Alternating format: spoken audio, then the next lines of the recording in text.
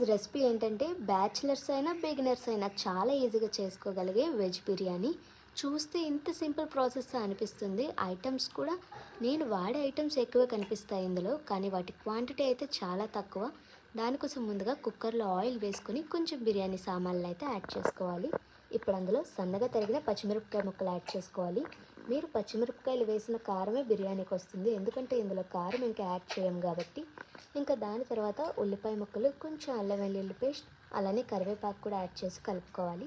అవి కొంచెం వేగిన తర్వాత ఫ్రెష్గా ఉండే ఆలు, క్యారెట్, గ్రీన్ పీస్ అయితే ఇలా చిన్న చిన్న పీసెస్గా కట్ చేసి వాటర్లో బాగా కడిగి యాడ్ చేసుకోవాలి.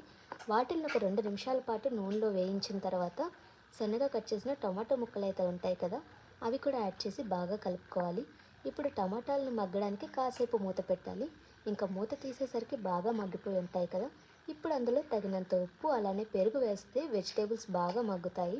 ఇంకా అందులోనే అరచిక్క నిమ్మరసం కూడా యాడ్ చేసి హై ఫ్లేమ్లో వాటర్ అంతా ఎగిరిపోయే వరకు కలపాలి. ఇప్పుడు అందులో నేను తయారు చేసుకున్న సీక్రెట్ గరం మసాలా అయితే యాడ్ చేశాను. ఇంకా దీన్ని అయితే బాగా మిక్స్ చేసుకొని లాస్ట్లో కొంచెం ఈ విధంగా మిల్ మేకర్ అయితే యాడ్ చేసుకోవాలి. ముందుగానే నానబెట్టుకున్న రైస్ యాడ్ చేసుకొని ఒక గ్లాస్ రైస్కి 2 గ్లాసులు చొప్పున వాటర్ అయితే యాడ్ చేసేసుకోవాలి.